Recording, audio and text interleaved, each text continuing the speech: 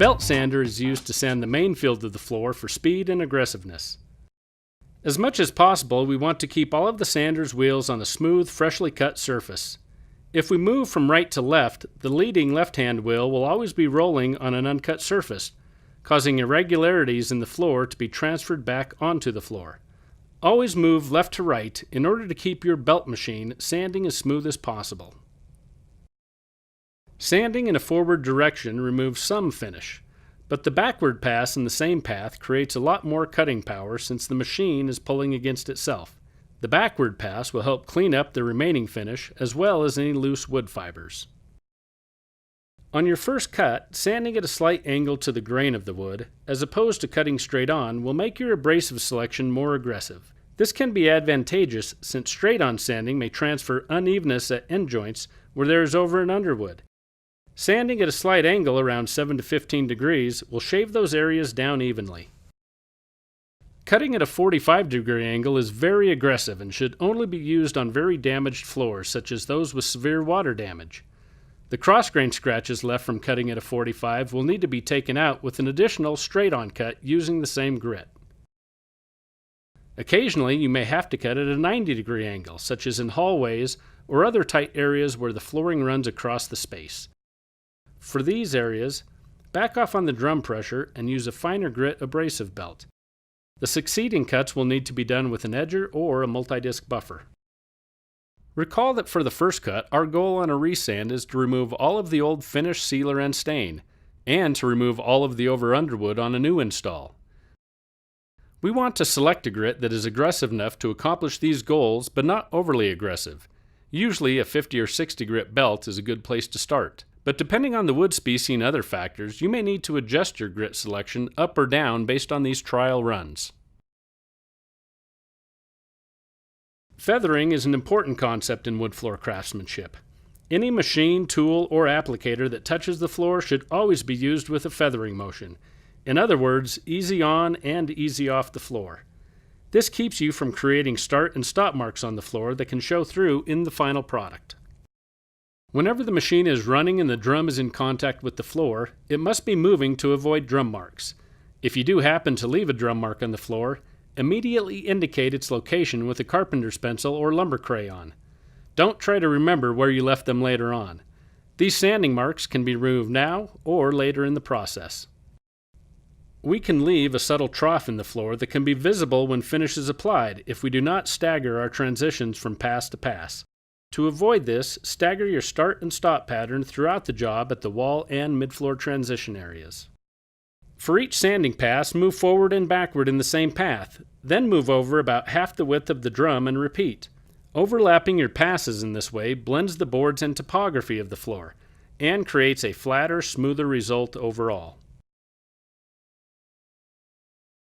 Sand the full length of the starting wall with the right side of the machine to the wall. This creates a fresh starting path to work on. Turn the machine around and work across the room, sanding 2/3 of the floor working towards the far wall.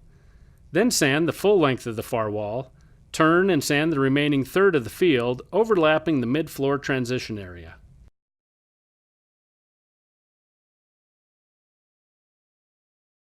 Part of the experience we provide to our customers is a virtually dust-free job site.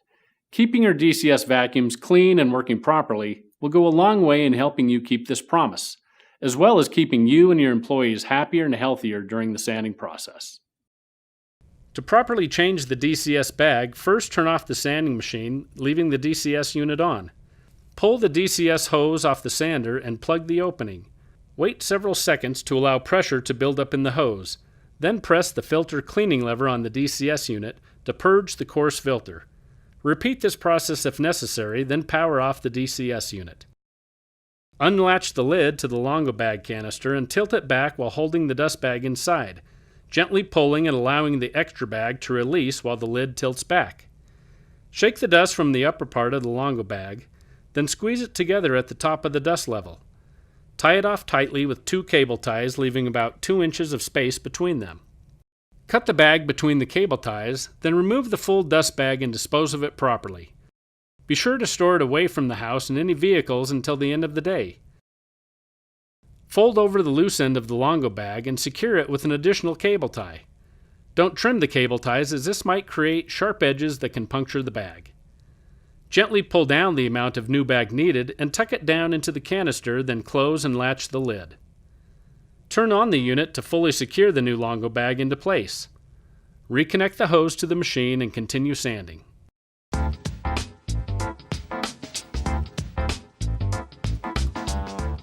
The edger is used along wall edges and other detail areas not accessible by the belt sander.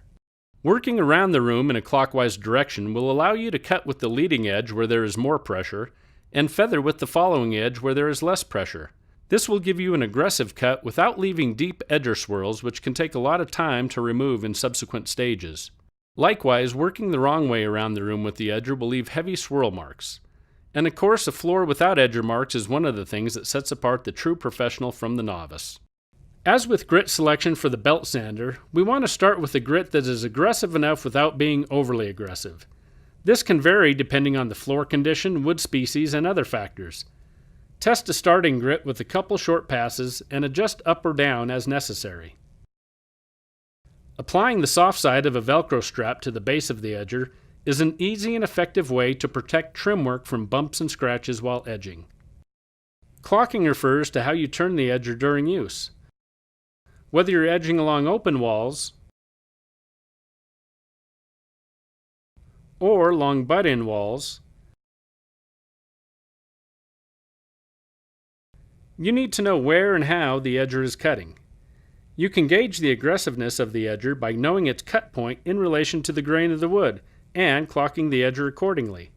Understanding this concept is crucial to quality edging.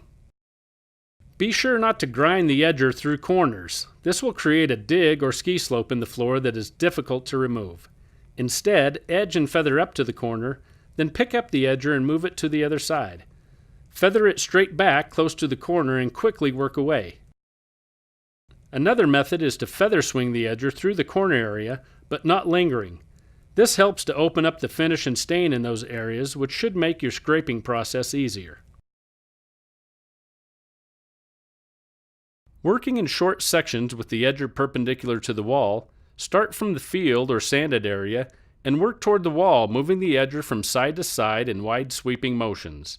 When the first section is cleanly sanded, move to your right and repeat the process. Change the clocking of the edger to cut cross grain or with the grain as needed. In some cases, cutting cross grain on the first cut is better for flattening the floor and removing old finish and stain. Then edging with the grain on your final cut to minimize the chance of leaving any edger marks. The most common method used for edging butt-end walls is the J-turn method. Working cross grain, move the edger side to side to flatten and remove old stain and finish. Then clock the edger to align the cut with the grain and move in slow clockwise oval motions. If done correctly, this method will leave much fewer scratches to clean up later. A bright work light placed at a low angle can also be a great help in seeing any scratches left from edging, and also helps to reveal sander streaks or chatter marks left from the belt sander. The floor should always be thoroughly vacuumed in between cuts to remove any stray grit. A 14-inch horsehair brush is ideal for this task, as it cleans out seams, end joints, and soft grain areas much better than felt tools, which tend to simply push piles of debris around. When vacuuming, work in a path similar to the belt sander. Move back and forth in the same path, then overlap about 25% on each pass, always working towards the wall.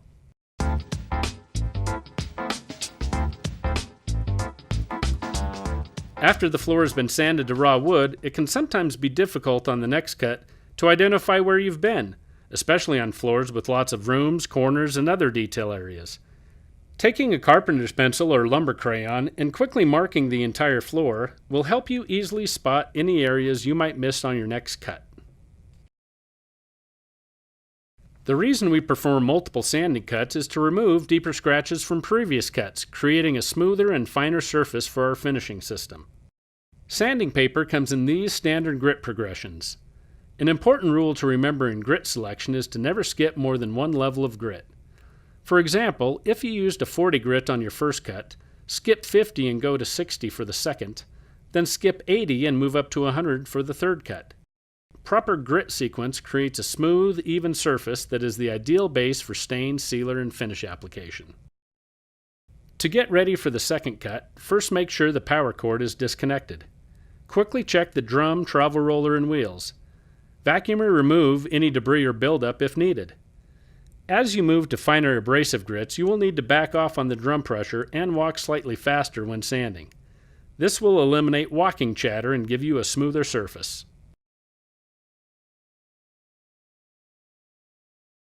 Just like on the first cut, sand the full length of the starting wall to create a fresh path. Turn the machine around and begin sanding across the room, this time working in straight lines as opposed to a slight angle.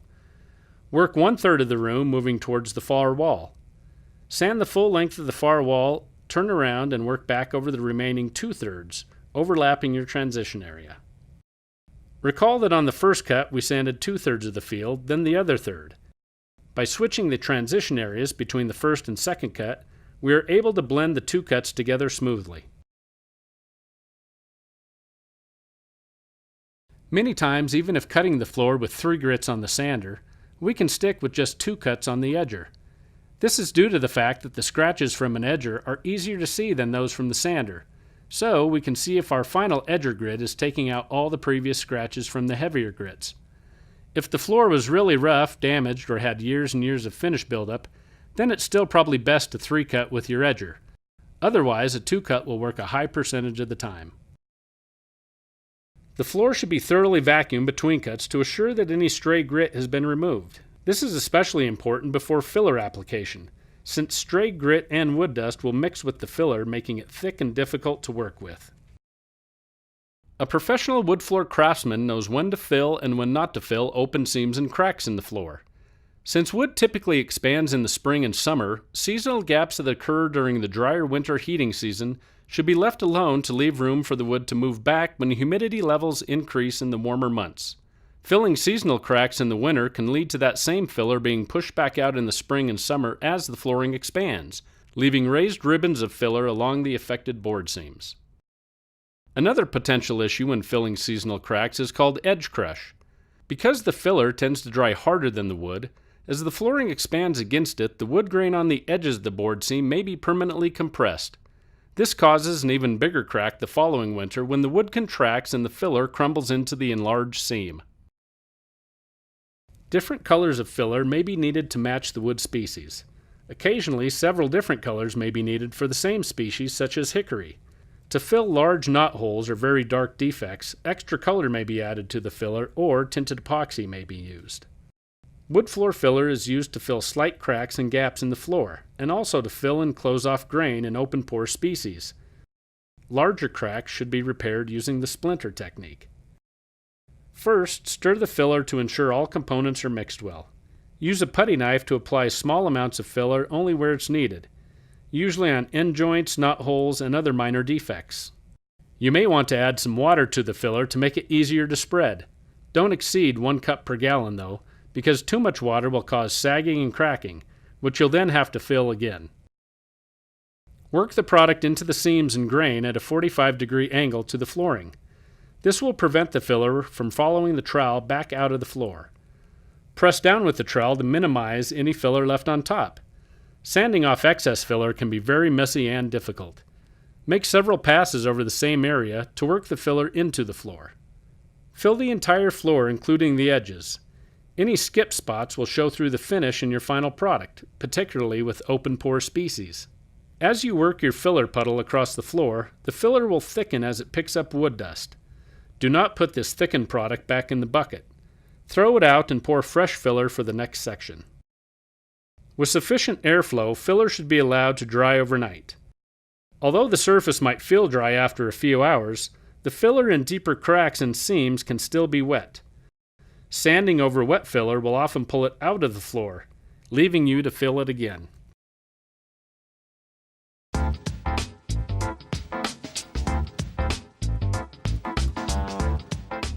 For the final cut, make sure to use the same type of abrasive on both the sander and the edger, though grit choice may be different on each machine. Again, base your grit selection on what you used for the previous cut. If you used a 60 grit, skip 80 and use 100.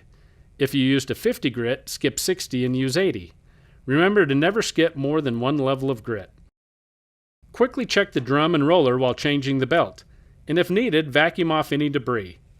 After changing the belt, adjust the drum pressure to the fine setting. Some professionals like to edge before sanding on the final cut, pulling their edge marks into the field where the sander can remove them. Others prefer to minimize edging by sanding first, getting as close to the wall as possible. Either of these methods will work, so go with whatever works best for you. First, sand the full length of the starting wall with the right side of the machine toward the wall. Turn the machine around and work half the length of the room, working across the room towards the far wall. Sand the full length of the far wall, then turn and sand the remaining half of the room, overlapping your transition area. Notice how we move the transition area again, this time to the middle of the room. Staggering our transition areas between cuts helps us to avoid any unevenness showing through in our final product. Just as we back off on the drum pressure for our final sander cut, we want to flatten and widen the cut on our edger to minimize and soften scratches on our final edging. To do this, adjust and lower the chassis on the rear wheels. Good edging technique is most important for the final pass. Any edger marks left after this point will need to be removed manually later on, which can cost you valuable time on the job. Control and clock the edger so that any scratches you leave are going with the grain as much as possible. Certain species of wood might require going all the way to 120 grit in order to minimize visible scratches. These are usually the very light or dark colored and very dense wood species, such as maple, Brazilian cherry, and ipe.